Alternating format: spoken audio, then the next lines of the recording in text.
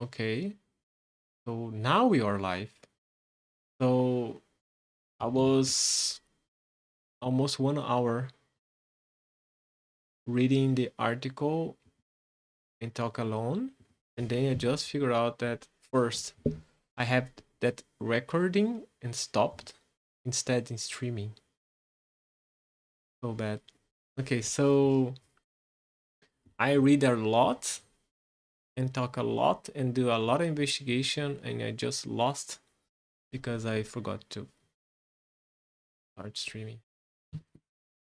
Now it's streaming. Okay, problem. That is what it is. Yeah, that's sad. But basically, what I said before was we investigate the Bull Ingram. We figure out they have a book called How to Understand SkylaDB, a good book. Then we just read a little bit, and then we do the calculations about the nodes. We understand the problem they had. Basically, was a lot of nodes. They need to do some solving some problems that was happening. Basically, the database was like slow, very slow. And I was now explaining how the GVM works, how the heap size it is important, and and that was 40 minutes of live that never people gonna watch because was not record even offline. Okay, change our architecture. Our messages cluster was not or only Cassandra database. Wait, why my heater is powered off?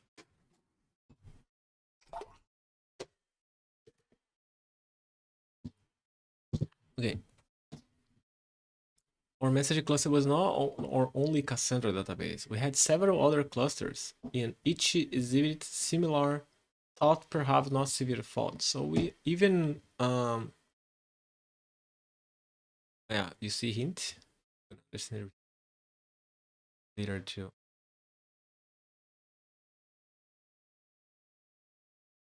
Let's continue.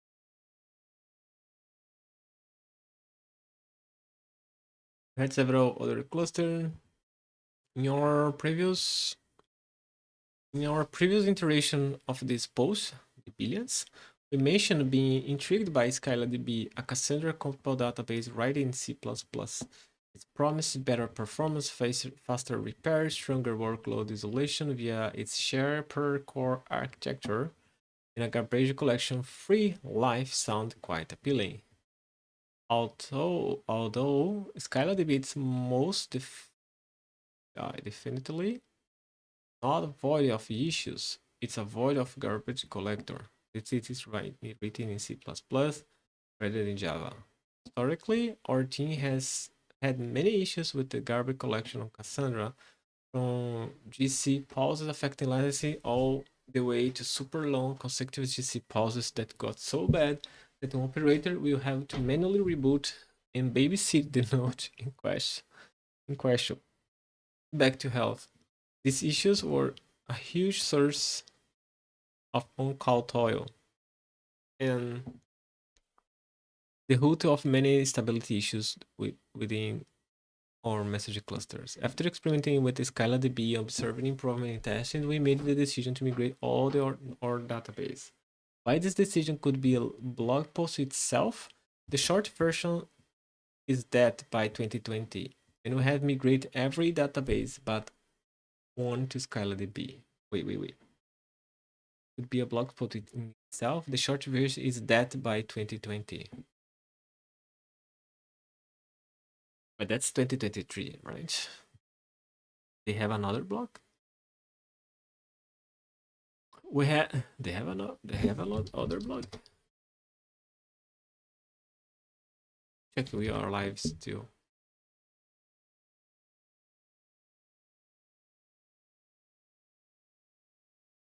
Yeah, we are. excellent connection. So yeah, but 5 years ago, I'm gonna not found here, right? Or the linking.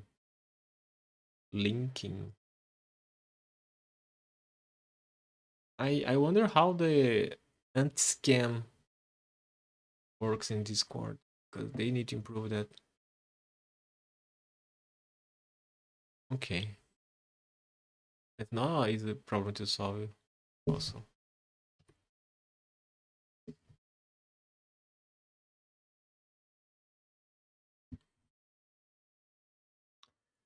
The last one, our friend Cassandra messages. So why this issue could be a blog post in itself? The short version is that by 2020 we had to migrate every database but one KLDB. So but one, for who learning English, it's like except one. It's funny. English is sometimes funny. The last one, our friend Cassandra Mehases. Just for what you call messages in Japanese. And why he not why had not we migrated it yet? To start with, it's a big cluster with trillions of messages and nearly 200 nodes. Any migration was going to be involved effort. Additionally, we want to make sure our new database could be the best it could be as we work to tune its performance. We also want to gain more experience with SkyDB in production, using it in a anger and learning its pitfalls. Using anger and learning its pitfalls. We also work to improve SkyDB performance for our use cases. Oh, they changed the code?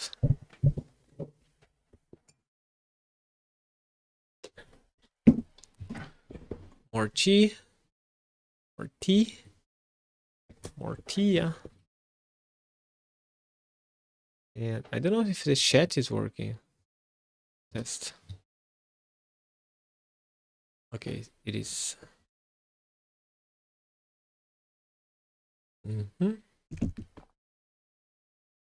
So where we were in here. Improve performance. In our testing, we discovered that the performance of reverse queries was insufficient for our needs. Reverse queries. We execute a reverse query when we attempt a database scan in the opposite order of the database storing.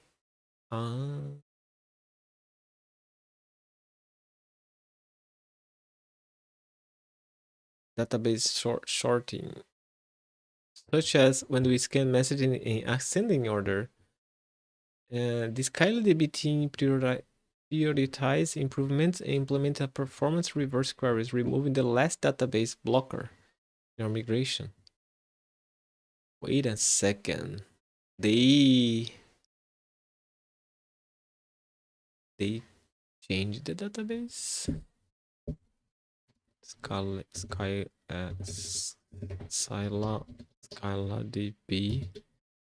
scored GitHub. It's open source? Oh, they have a video? Ah, it's a talk. Cool stuff.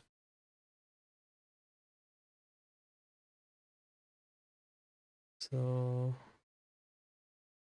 oh, they create a migrator.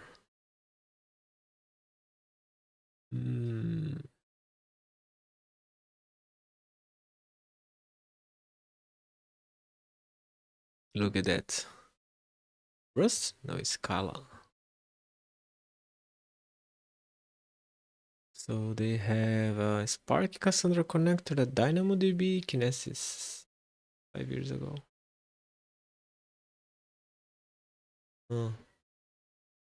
5 years, so 2021. Okay, nice.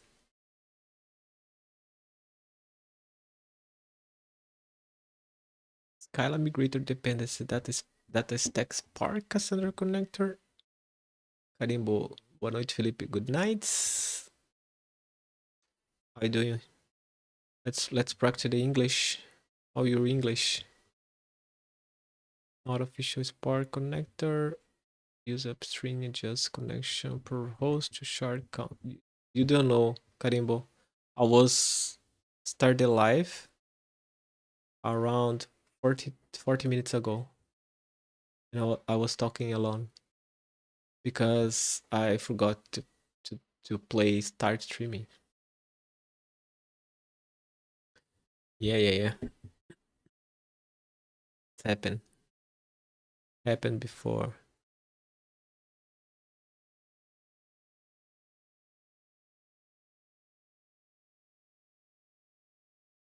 So you can hear me, right? Okay, so that's the thing. Let's continue here. We are suspicious that slapping a new database on our system was not going to make everything magically better. Yeah, probably not. Hot partitions can still be a thing in SkylineDB, and so we also want to invest in improving our system upstreams of the database to help shield and facilitate a better database performance. So data services serving data. Oh, Tokyo. Ooh, Rusty. Karim. Oh, what a bad luck. No, it's not a bad luck. Ah, also, okay, yeah. It's a bad luck. Yeah, you say I screwing up stuff, right? Yeah. I starting recording, thinking that was streaming, and then I to be worst, I use some shortcuts to pause the record. So I only have like 9 minutes of record.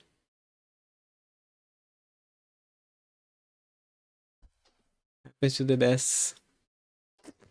In the best families. Always happen. Yeah, it was so long without doing live stream, I just forgot how stuff works. Really. Okay, so where we were. So if you have some question, just ask if you don't understand.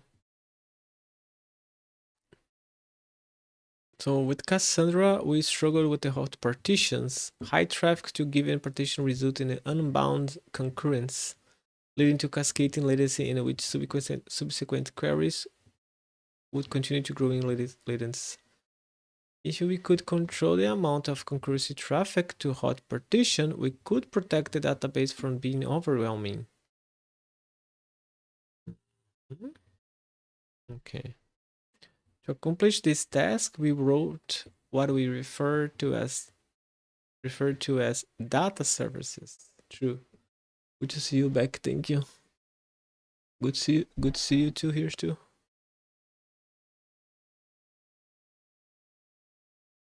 What's the news? To accomplish this task, we wrote what we refer to as data services, intermediary services that sit between our API monolith and our database cluster. So let's draw that one just to see. So they have an API monolith. Let's call API gateway. Something like that. And here they have a lot of nodes of Cassandra. 200 nodes.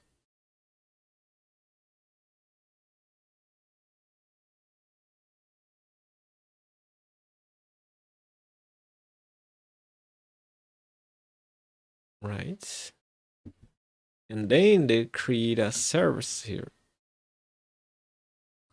called data services.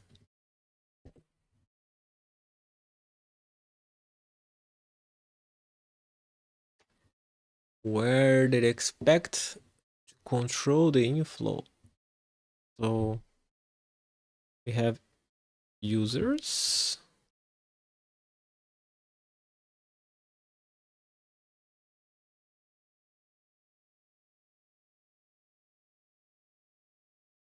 right? User hitting the API. So it's the client.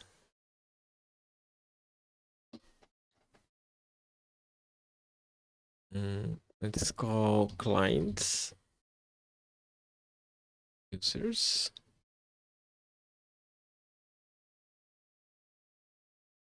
And that's for requests. Let's say that's for requests by milliseconds, something like that. So they're gonna receive 5.2 here.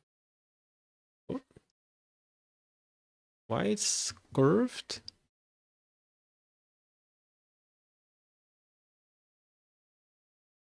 Four. And with the data service, they want to control like only one, because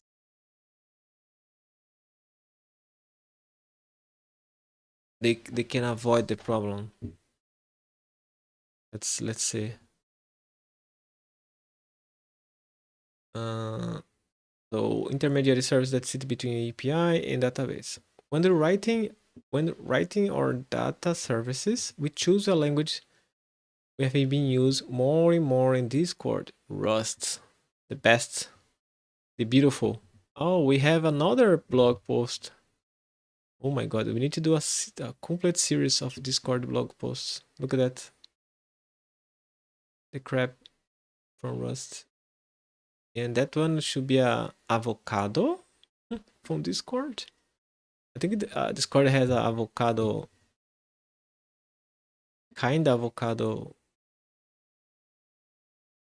avatar. They do not. I remember seeing some avocado. Yeah, we have some fruit here or vegetable. Yeah, it's not here anymore.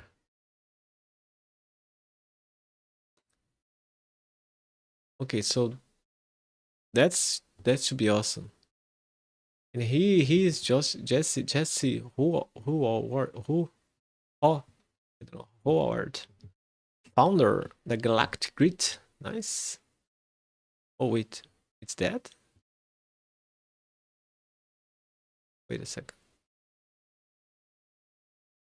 I think that one is not the same with that one. Yeah. They work in game developer for launch Discord social SDK. So they work with Discord. So like Discord made a contractor or not. Oh, they work here. It's staff software engineer. Gap year, career break. Okay, it took 1.5 years sabbatic year. And now he's back. But he still work with Discord.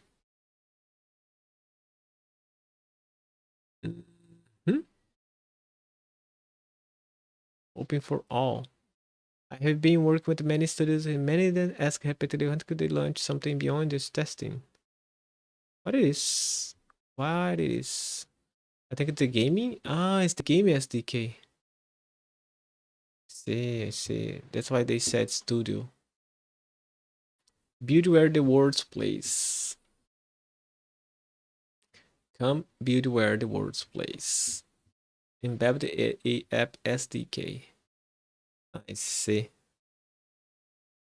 That's some games probably.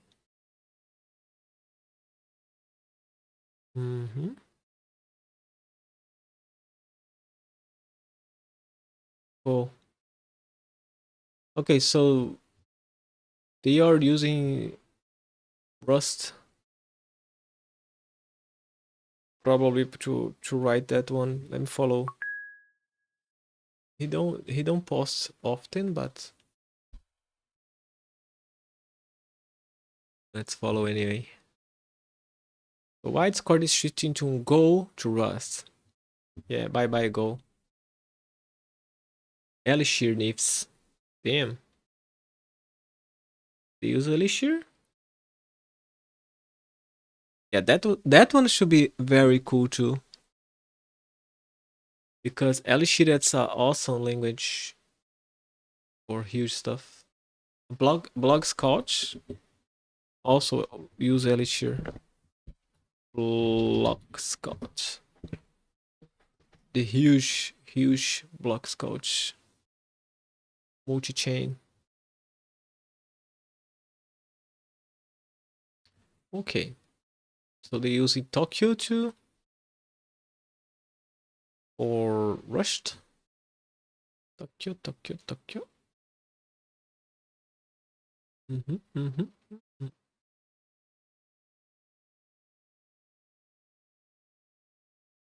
Why Go did not meet our performance targets?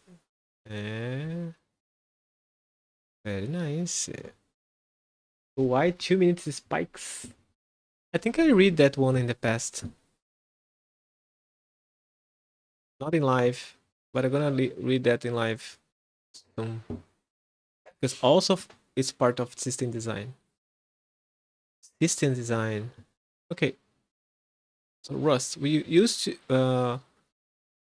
it for a few projects previously, and it lived up to the hype for us. It gave us fast C++ speed without having to sacrifice safety.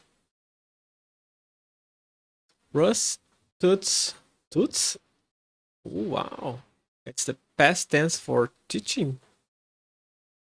Oh no, it's not.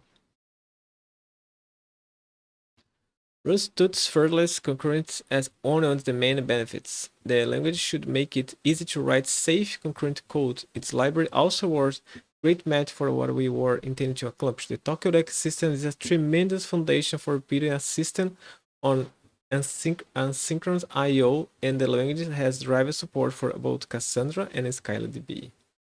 Yeah, Tokyo is very cool. And now it's so grow. Like I did not know like Tonic, Hyper Tower, what it is. They have Learn, multi-thread runtime. Yeah. It is connected with the Redis. So you need to use the main Tokyo's here. Macro, right? Macro Tokyo. Connect to Redis. IO, let's see the IO. Yeah, I use a lot of stuff that in the past, but the new ones I don't know. So is Sinking Deep, Mini Tokyo. It's like the same stuff we have in other languages like Python, the async.io, in other languages too. The select is cool one. Great channels, mini streams. Okay. Additionally, we found it a joy to code it with can help the compiler give you the clarity of our message, the language construct is emphasis and safety. We become quite fond on how once it's compiled, it generally works. Most importantly, however, it lets us say we reword it in Rust. Memory credit is very important. Our data services sit between API and our SkylaDB clusters, like I draw here. Let me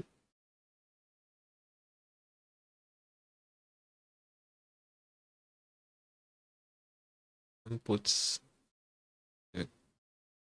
more clear here. Why? Okay. Yeah, it's not Cassandra anymore, right? It's SkylaDB.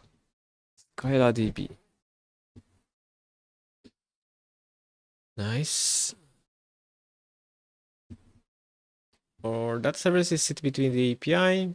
They contain hotly on gRPC endpoint per database. for database query. It intentionally contains no business logic. The biggest feature, the big feature or that service provides, it requests coalescence. I don't know how to explain that, but sometimes I used to configure something in the past. I even do not remember what I configure, but normally I was something between 0 and 1.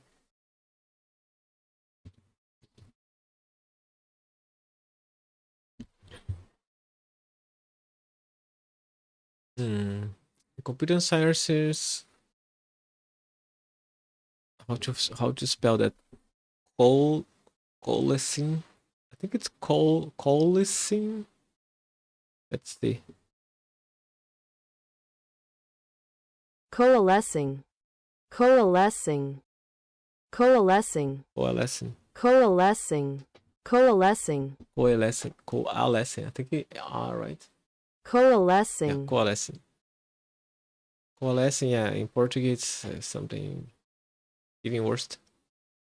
So coalescing the part of memory management which two adjacent free block of computer or merge.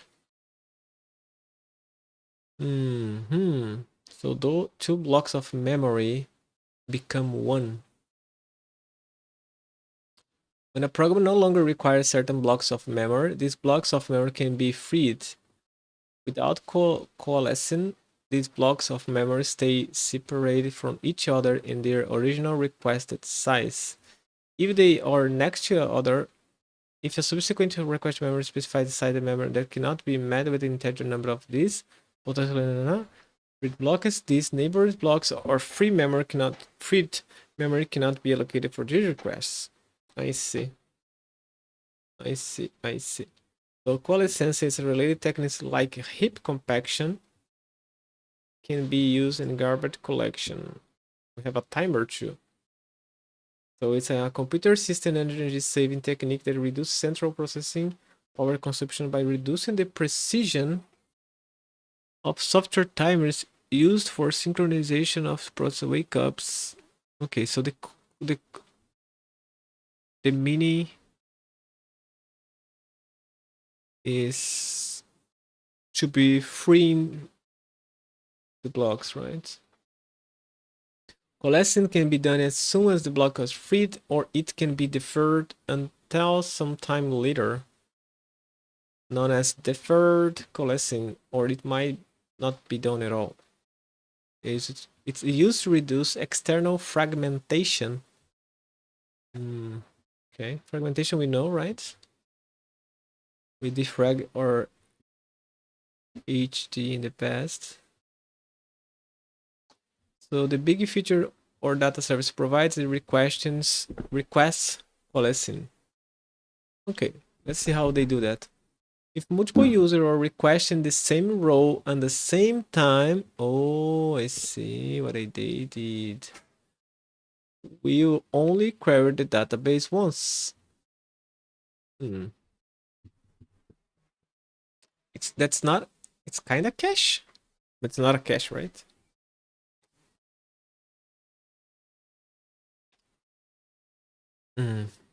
The first user that makes a request calls a worker task to speed up in the service. Subsequent requests will check. Subsequent requests will check for the existence of the task and subscribe. That's why they use Rust with the Tokyo. That worker task will query the database and return the row to all subscribers. Okay, so using Tokyo, I think I know what they did. These channels probably for that one. So they draw. Let's draw because that draw is so ugly. Mine is not too beautiful, but I think we can do a little better. We can put something like that. And then we get here.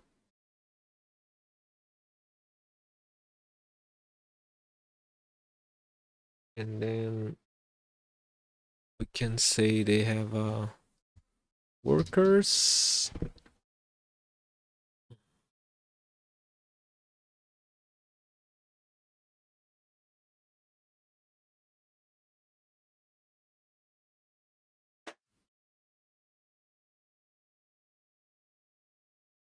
And the workers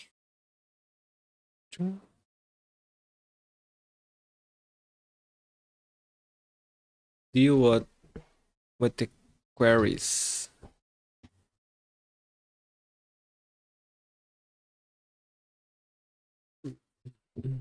So here we receive the query. Let's say query 1, or better, query A, query A, query B, query A, and then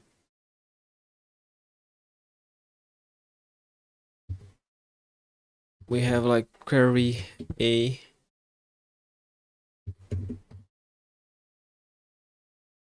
and we have a worker.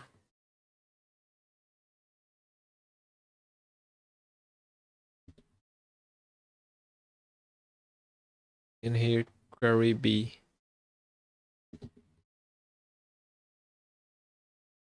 And then here the worker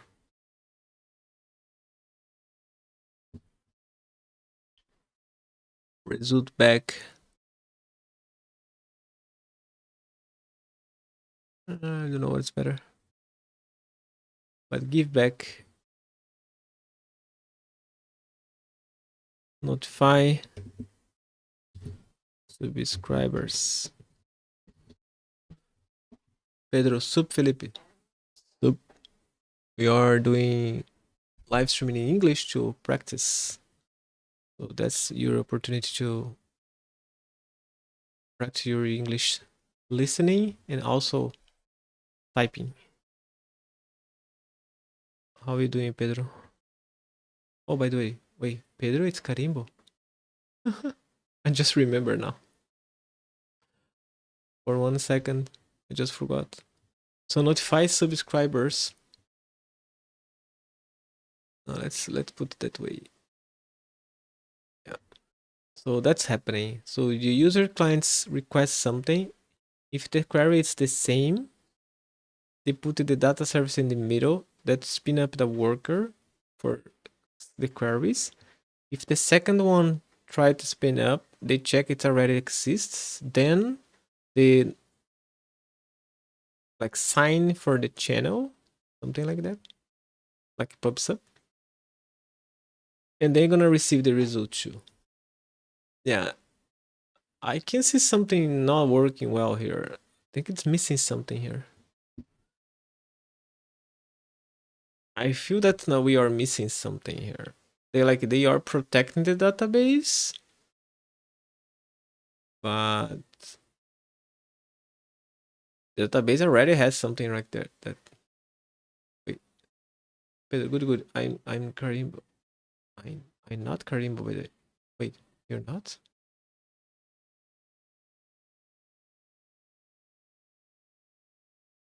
I'm confused. Why are you doing this live chat? Oh, nice question. That's a good question. Because system design is something that I never stood, I never took that study seriously, you know. And more, I noticed that I know a lot about system designs, but I don't know the words for that. And sometimes I waste a lot of times to draw some system that should be avoided just learning how the others do that.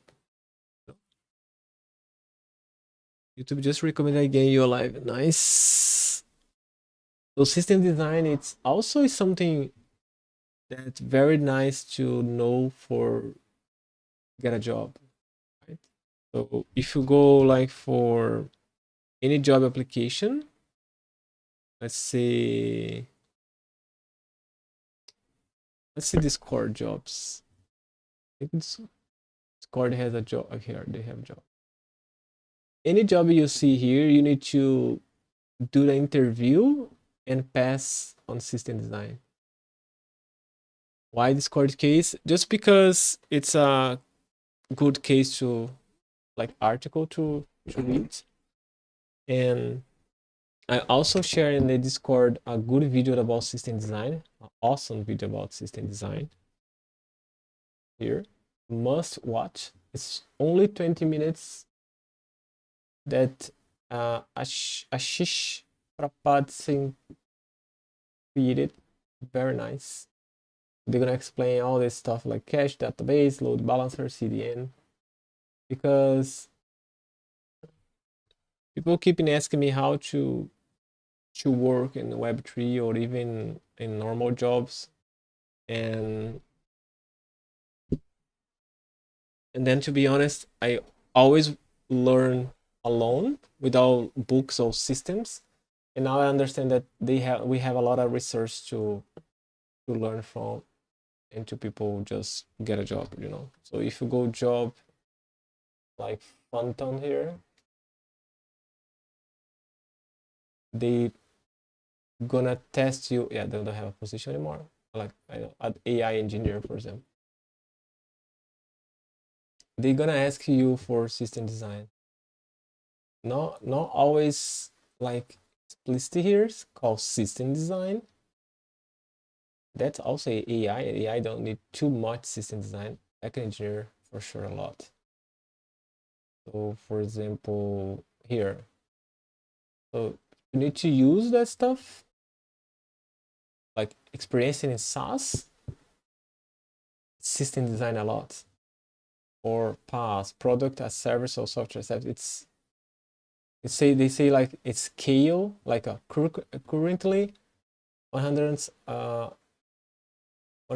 I think it's seconds, 100 seconds of millions of async jobs per week.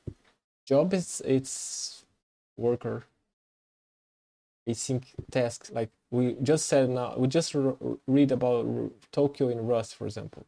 So you need to understand how that stuff works, and also experience in video streaming scale. So for example, I have experience in video streaming code. I coded already for video streaming, so I understand about codecs, about streaming chunks and a lot of stuff, but I never did that in the scale. So it's missing that kind of knowledge, and then I think it's important to study about.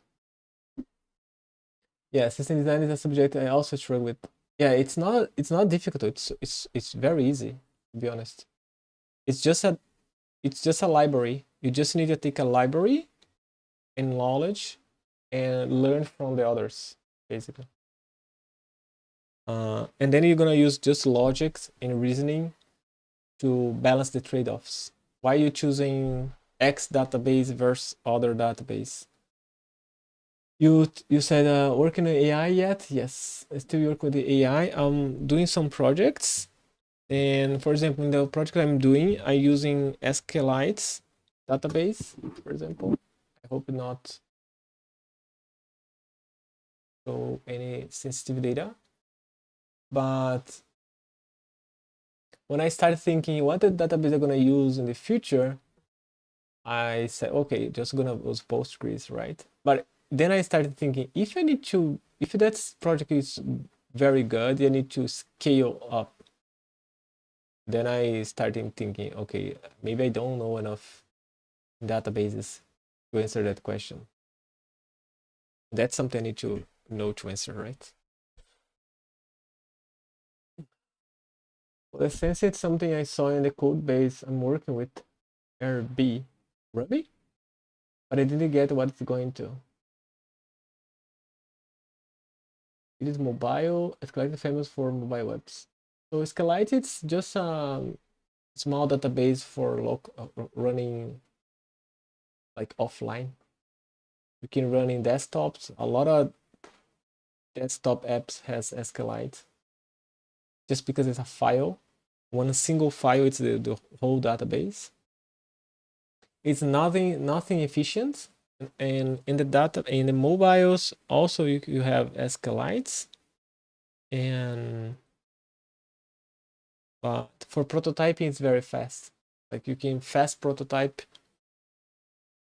using SQLite because you're gonna use some how to call that, or ORM, you know. For example, I'm using Python for AI, right? So I'm using Python, SQLite, Alchemy, and Alembic.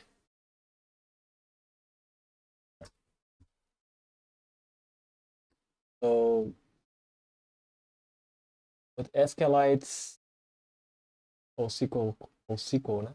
SQL Alchemy, you can change the database easily without changing the code. So yeah, so I'm working with the 2 project with AI.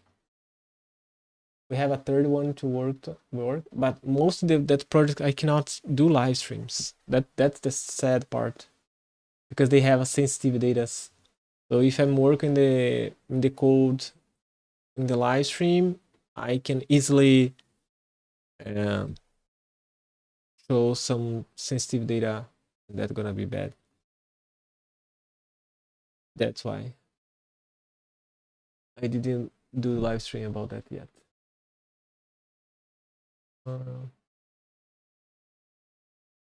Yeah. So yeah, that's why I think it's important not only like understand, like I understand FFmpeg, Redis, even Ruby. More important than the stack is the knowledge about system design. I downloaded a book, very cool book. I want to show in live streams. I think it's documents, system designs, that one. They had a lot of pages, 344 pages, the big archive. So here you're gonna see all the companies, how they are built. So like Netflix, how Netflix works. So that's something very cool to understand, you know? So before I read the Discord blog post, I only heard about Cassandra in the past. I never need to use Cassandra. Now I understand why Cassandra is used. Now I also understand Apple use and other big companies using, why they use. And for example, now here we can see Cockroach database. I don't know why they use that database. Why they use the tree database? Why they use EVCache and not Redis? So that's something you need to learn about system design. Why using that one and not other? Because when you're gonna build a system, you need to explain why you're using something. Here you can see the Netflix and the dev. They have a DevOps mobiles. They have a Kotlin and Swift. They have the front ends. They have the front connect with the back using GraphQL. That's nice. They have the streaming services. So they're using AWS, Transcoder. I am using the past. They're using Open Connect with Netflix. I think Open Connect is something they built. And the CloudFront, it's just, I think it's CDN, right? CDN is something very useful for streaming, and the S3 for bucket safe. So they have also using Kafka, the messaging stream, in Flink. And here in the big data, they're using Flink, Redshift, Tableau, Apache Spark, Iceberg, and Druid. So that is storage, and that it's data processing. Look at that Iceberg. Never heard about that. So we have a lot of material to study here for a long time in this series. A long time. Others for me is very silly, like I understand that by experience. But if I need to explain for somebody, I don't have words to explain. So I'm studying most to learn how to explain. And also, of course, something I don't know to learn to. Cache, payload compression, connection pool. So like connection pool for me, it's like I learn by suffering how that works and why that works and what it is. But if I need to explain for somebody, in my mind, like it's gonna just it's something I don't think anymore. But need to be explained. So CI/CD. So for example, Jenkins. That's a Jenkins, right? I use a little bit, but I know that's very powerful. Like I probably never use more than 10% of all power they have. And yeah, also because now we have AI, right? So with AI and vibe coding and stuff, more and more we're gonna need more developer that know system design than tech stack, because the AI gonna write the code. But more important than write the code, they're gonna be choosing the right way to build the system. So system design is gonna be more and more, more and more important now. A new patterns now are gonna burn from agents. So here probably we don't have a system from agent yet. Yeah, they explain a lot of cool stuff like circuit breaker, leader election for distributed systems. Some of that stuff also it's we can see in the blockchain, in the core, carding, PubSub, event sourcing. Yeah, very cool. Tesla, what is? How much storage? How much storage could one purchase with the price of Tesla as? I understand that one. But I can see that L1 cache 2. That is okay. Let's go back for. Yeah, delivering code is not a problem, but maintaining it in scale is a real thing. Exactly. So that's why I thought that's a useful content to learn, because I was designing that AI project and I was like wasting a lot of time just figure out what's the best way. So I started using Creo AI to build some agents. In Creo, I have a lot of ways to build workflows or not. Then I was not satisfied and I started searching for like others option and discover Master AI. It's looking much awesome and easy to deploy. But then I stopped and started thinking, my problem is not a framework. My problem is I did not decide yet what's the design that I want to use. How I'm gonna design the system first. Then the framework's gonna be naturally appears. But it's a good stuff to learn, Master AI. And don't ask me how I found that, because I found something and never remember how. I remember. No, I don't remember. Wasn't the YouTube video from the creator? Is the same creator for Gatsby. Gatsby. I don't know how to spell it. The best React-based framework. Like a lot of people say that it's much better than Next, but few people use. Okay, let's go back to the system design. So the job for Discord, by the way, where it is? Here. They don't have a filter. I think the last live we also saw that. Let me take anyone just to see the system design requirements. So we're gonna see. I'm gonna put scale word here. Oh no, they don't have scale word. So no. Yeah, they don't set system design exactly, but you need to know. Maybe not that one specifically. Deixa eu ver. Engineer manager clients. Yeah, client platform don't need scale. I need to leave right now. Thanks for the stream. Thank you, Pedro. I need to go. Okay. So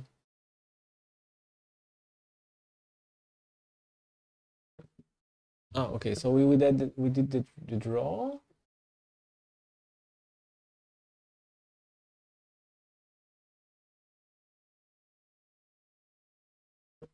Here we have the power of Rust. Subsequent request will check for existing data. The worker task will query the database and return the role for all subscribers. It's the power of the Rust in action, made easy to write safe concurrent code. So they create worker tasks. The request is channel ID 123 buck21 message 467. The same. Go to the worker and read. Let's imagine a big announcement on the large server that notifies everyone user or going to open the app and read the message, sending tons of traffic to the database. Previously, this might lead to hot partition, and on call would potentially need to be paged to help the system recover. With our data, what is on call? That expression is something I don't know.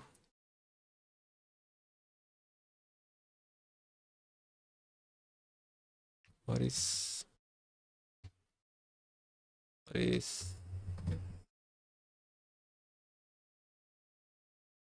on call?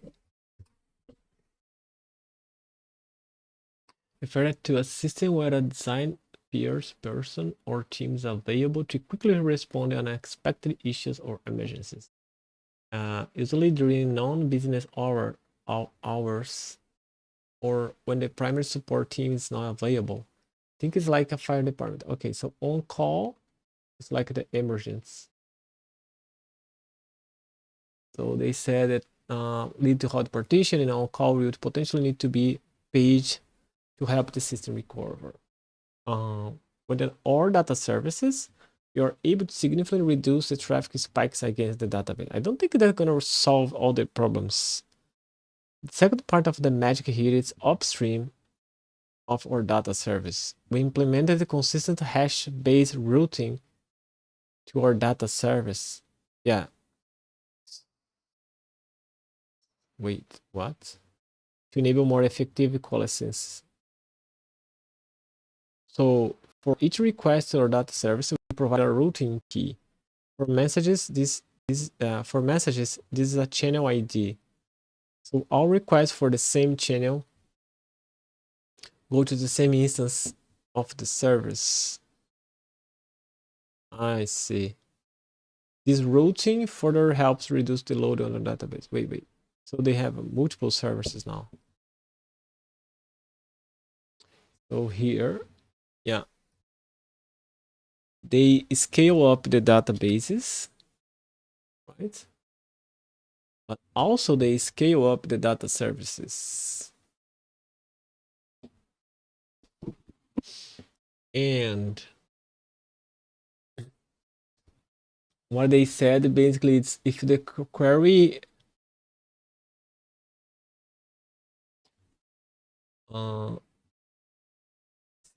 it's a different channel, you're gonna go to different nodes.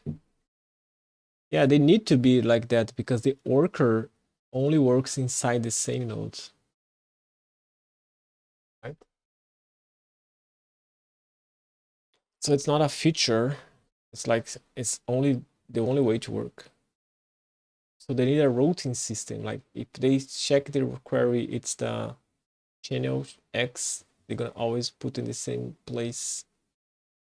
But where the road system lives, they need to live before, right? They need to live here. So Python API, I see. The Python API do that. So they have here, yeah, it's the API gateway. They do the work. With channel 1, 4, 2, 3. So for message, is the channel ID. So all the requests for the same channel go to the same instance of the service. This route have further load the database. Yeah, that's not true. That's the only way it works. I think what they say basically it's now we have multiple nodes.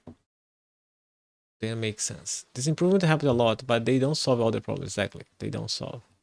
We're still seeing hot partitioning increase the latency on our Cassandra cluster, just not quite as frequently. It buys us. Bias? It's not bite us. It's buy us some time. Okay, bites us. So that we can prepare our new optimal ScalaDB cluster and execute the migration. Okay, so they did that just to have more time to prepare the Scala. Very big migration. Our requirement for our migration were quite straightforward. We need to migrate trillions of messages with no downtime. We need to do it quickly because while the Cassandra situation has somewhat improved, we frequently fighting flighting. Step 1 is easy. We provision a new scale cluster using our super disk storage topology. Damn, they have another good log spots. How Discord supercharges network disk for extremely low latencies. Oh my goodness. Oh my goodness. Ooh, VME, Google Clouds. GCP. So they use Google Cloud, they use Amazon's. They use what the best. Okay. Yeah, you can see. Okay, that's a cool, short one. So by using local SSDs for speed and leveraging hide. So if you don't know what is hide it is, it's like a lot of can be SSD or not. For fault tolerance. So like you can use like 3 HDs or SSDs, and they're gonna clone itself to avoid losing data. I don't remember the acronym. Right. Redundant, yeah. Redundant array of inexpensive drivers. So you can see here. You can see here how they work. You have like RAID 0, RAID 1. Each one it's a kind of configuration. So one, it's like mirroring. Gonna be cloning. Stripping, like you're gonna save in both. We have like 3 and 5. Yeah, we have like 5. I don't remember now how they works, but it's good to know what it is. So to mirror our data to a persistence data disk, we get the speed of attached local disk with the durability of the persistent disk. With our clusters stood up, we can begin migrating. So let me understand what they said. What is local SSD? What the fuck is local? What the hell is local? Calling beyond our hardware. They have hardware? Parallel, not blocking, with a second to complete this combine same behavior. Okay. Discord run mostly hardware in Google, and they provide read access. They provide ready access to local SSDs, NVMe-based instance storage with have incredibly fast latency profiles. They just this call local. It's okay. Just call it local, but it's SSD. Our first draft to our migration plan was designed to get value quickly. We start using our shiny new ScalaDB cluster for new data using a cutover time. And then migrate historical data behind it. So cutover time, I think they said, okay, by that time, beginning from that time, they're gonna put the new data in the ScalaDB. And so let me draw that. So here probably in the API, they say the new data from 26 gonna be in the new databases, and the query or the old data gonna be read from the Cassandra. And then after, they start taking the Cassandra data and put in the ScalaDB. Yeah. Okay, and then migrate historical data behind it. It adds more complexity, but what every large project needs is additional complexity, right? We begin dual writing new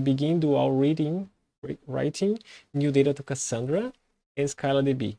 So they did the dual stuff like they did in the past with MongoDB here. So when they migrate to MongoDB, they did double writes in MongoDB and Cassandra, the new database, but just reading from MongoDB. So that way they can check. Also, I think they did a double read too, if I'm not mistaken.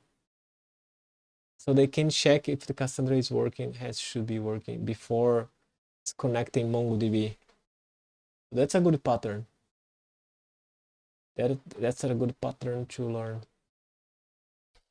New data to Cassandra and ScalaDB, and concurrently begin to provision Scala Spark Migrator. We saw that in the GitHub. It requires a lot of tuning. Also, we get it set up. We have an estimated time to completion, 3 months. Damn. 3 months to migrate the data.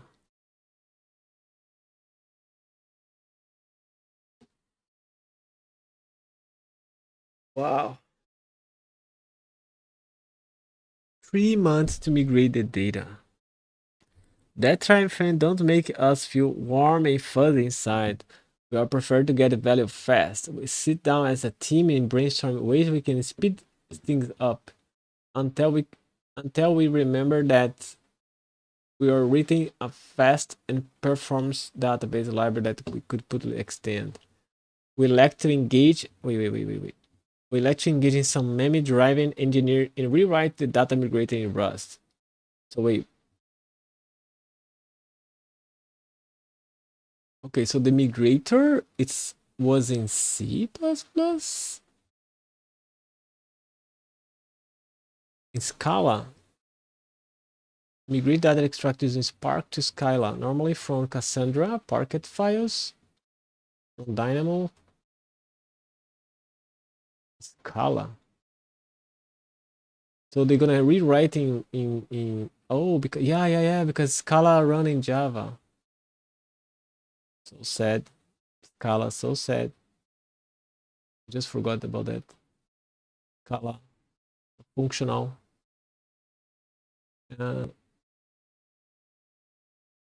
Okay. In the afternoon, we extended our data service library to perform large-scale data migrations. So what they did was just take the data services and may they do the migration from that one to that one.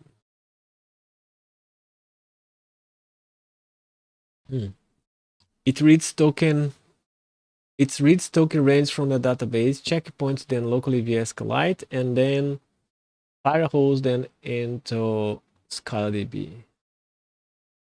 Okay, take the range, checkpoint them, and put there. we hook up our new. Okay, they use a small SQLite local. Just make so they have a small SQLite here.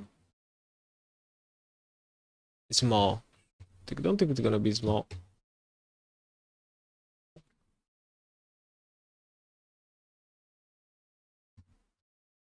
Checkpoints to know what was already migrated.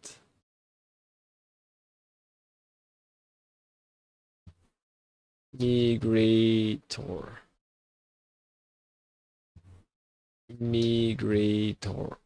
Let's put that one. Keep it running here. Gonna run all the week. Okay.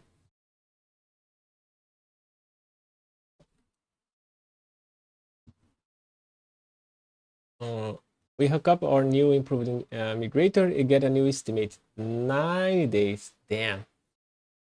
3 months to 9 days. If you can migrate data this quickly, then we can forget our complicated time-based approach and instead flip the switch for everything at once. So the complicated time-based approach was the convalescence stuff, right? I think.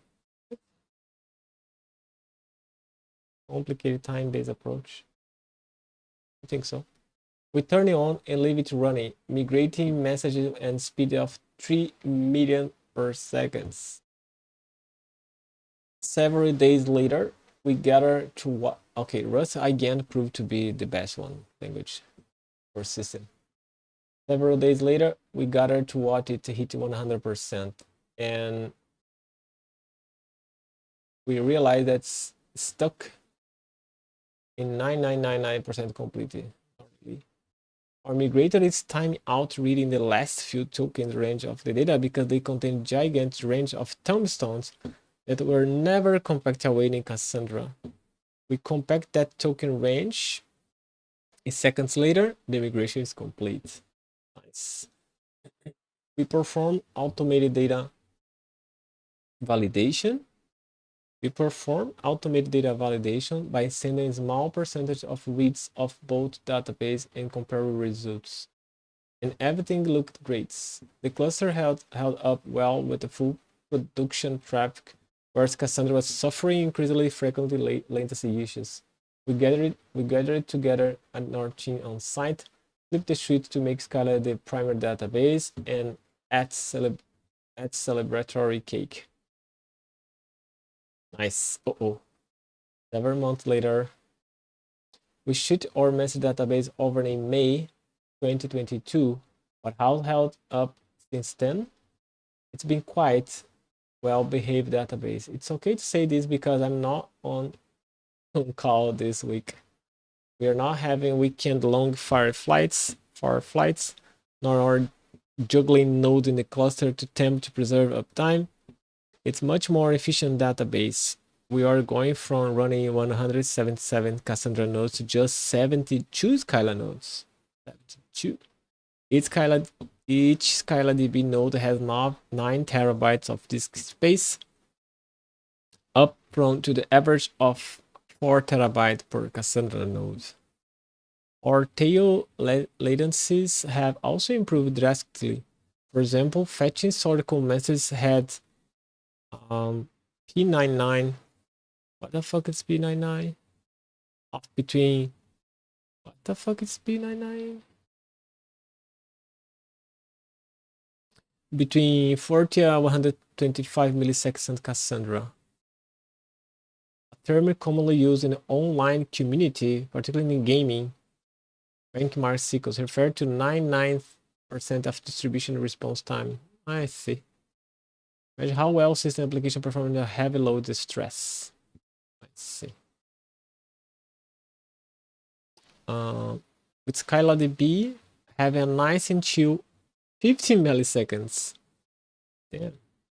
And the messaging search And messaging, I wonder if they write in Z, gonna be even more fast.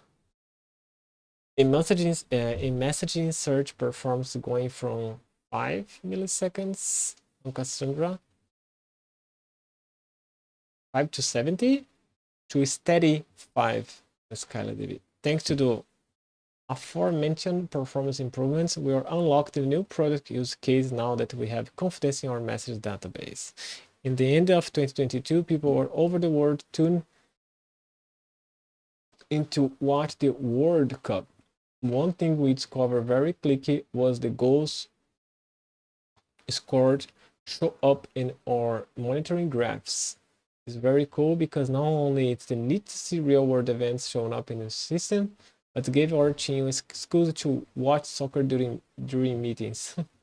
We're not watching score during the meets. We are proactively monitoring our system performance.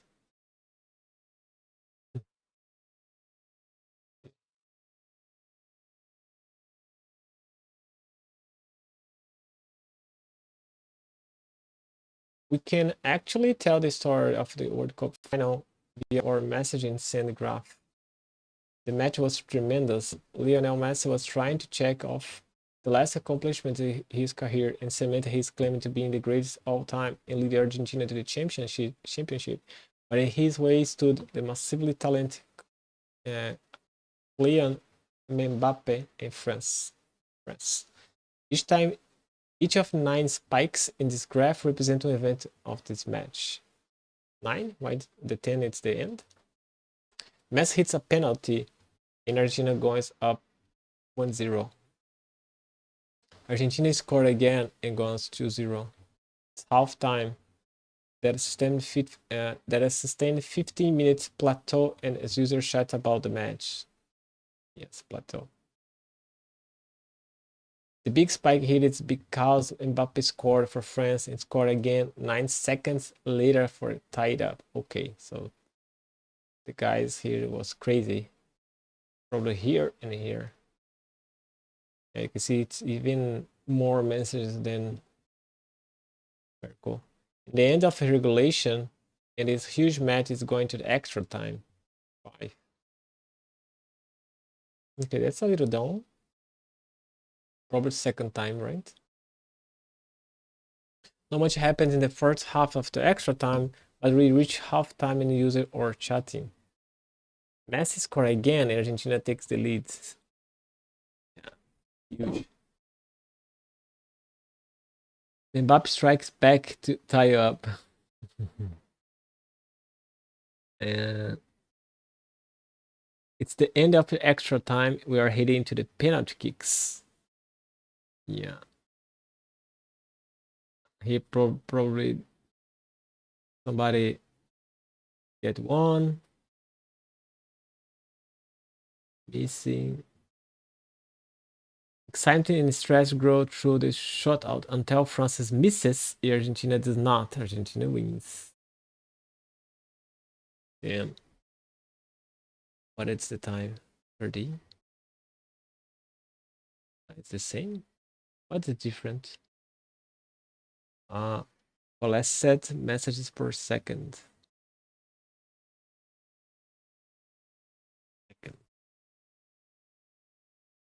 People all over the world are stressed watching the incredible match, but meanwhile, Discord and in the message database were not breaking a sweat. We are way up on the message sends and handling it perfectly. With our Rust-based data service and SkylineDB, we are able to shoulder this traffic and provide a platform for our users to communicate. We have built a system that can handle trillions of messages, and if this work is something that excites you, check out career page. We are hiding. Nice. Awesome. Okay, with that we finish our reading. I think the blog for Discord, they have a lot of good stuff here.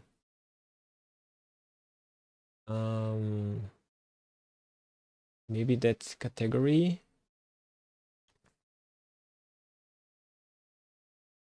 Overclocking petabytes.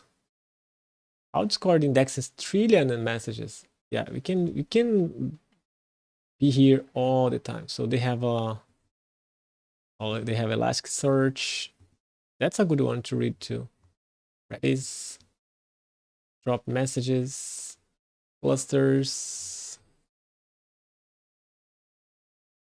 I think it's very satisfactory. You have built a system that just works. That massive environment. PubSub.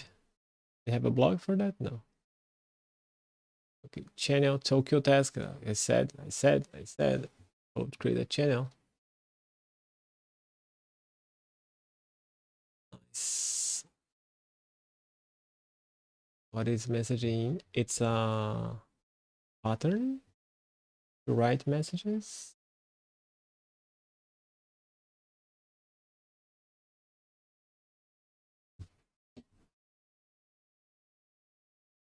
New users cases, cross DMs, EGF, index and flows. Nice. Thing going. An engineer in persistency infrastructure. Wiki. Nice. They have a lot of nice stuff. Okay, let's put that one in Discord. Okay, let's that should be fixed, right?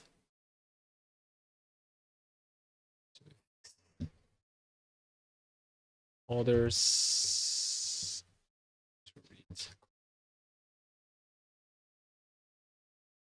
Oh, block engineer.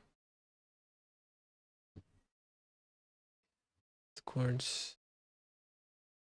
For clocking. Explore it further. No, that's something else.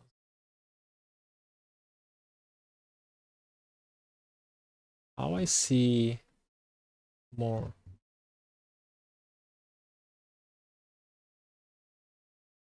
Yeah, measuring product impact without A/B.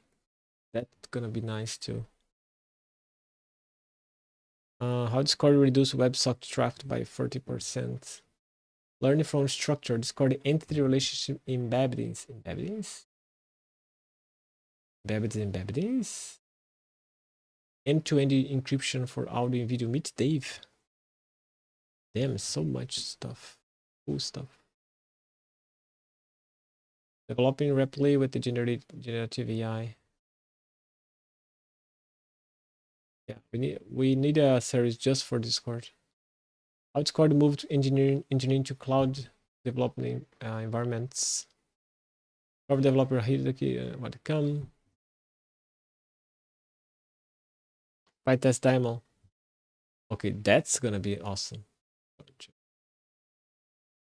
Yeah, I don't know what I can do anymore. So much stuff. So much stuff. Okay, you're gonna paste everything there. Look like in copy, in close. Discord developers here to 2020. What's come? Reaching 250,000 members. OpenAI. Yeah, OpenAI.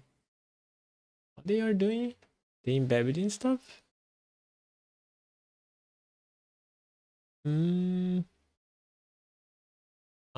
Because the auto module, right?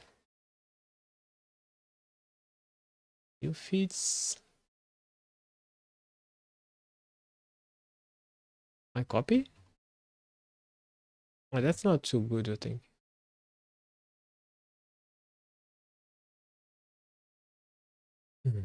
Oh, they get out the local.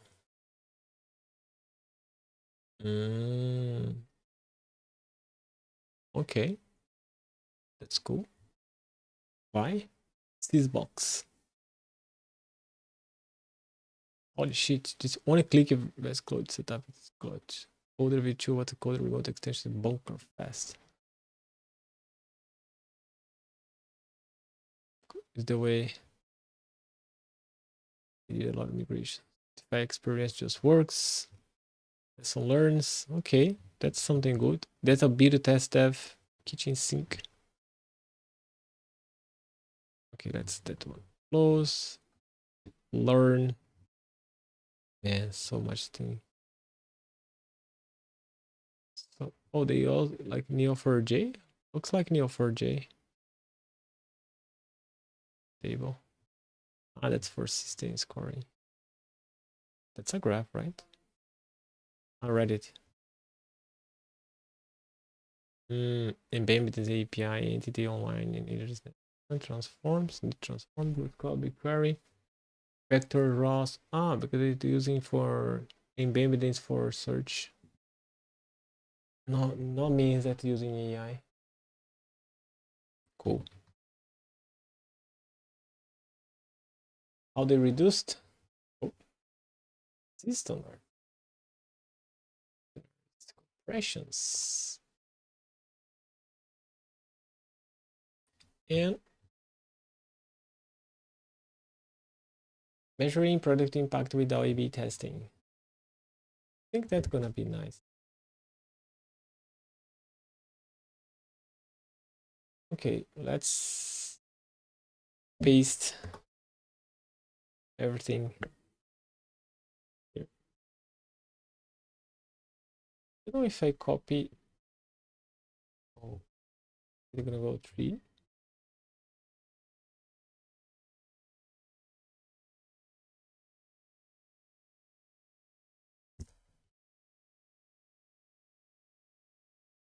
Or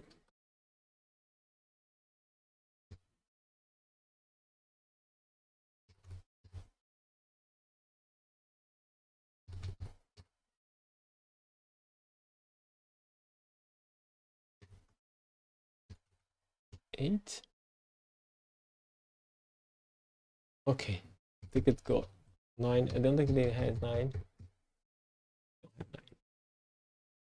It's the first one.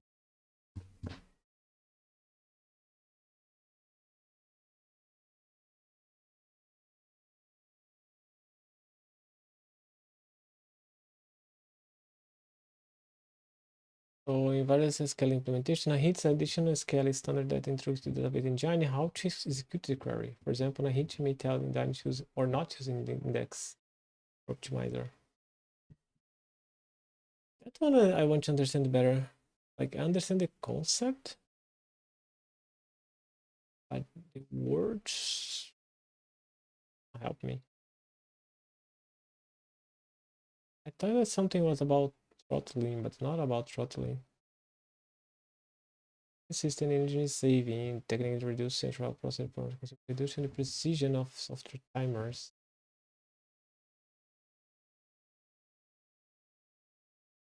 Okay, I'm gonna let here. Oh, the more important one. So we can read that one tomorrow about because I think it's about system design a little bit, not too much, but a little bit, and we can learn a lot about. And then we can continue the studies with that PDF. We have a lot of pages, and let's try do 30 minutes a day or something like that to be able to cover all stuff in this way grasp. Right. So can I copy that one? Put here.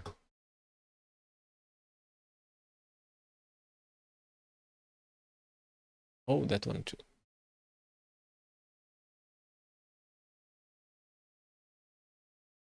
Okay. And that one I was expecting to talk about, but never happens. Should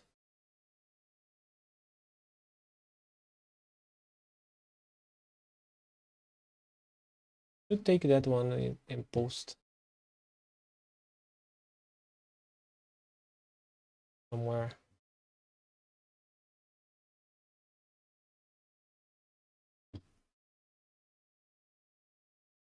all the beauty,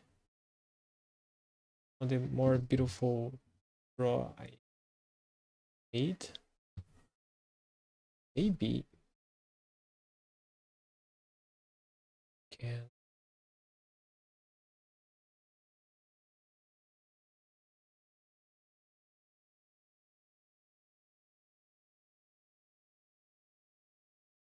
gossip dance.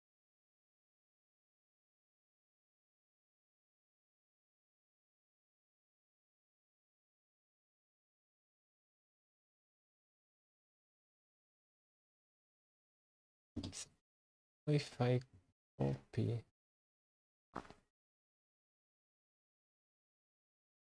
yeah, I need to start paying back the Excalibur. But I'm gonna do the saving for later. Okay, thank you for who gonna watch that, or who was here with me, and see you probably tomorrow. Tomorrow we have Startup Summit. Third Startup Summit. Start.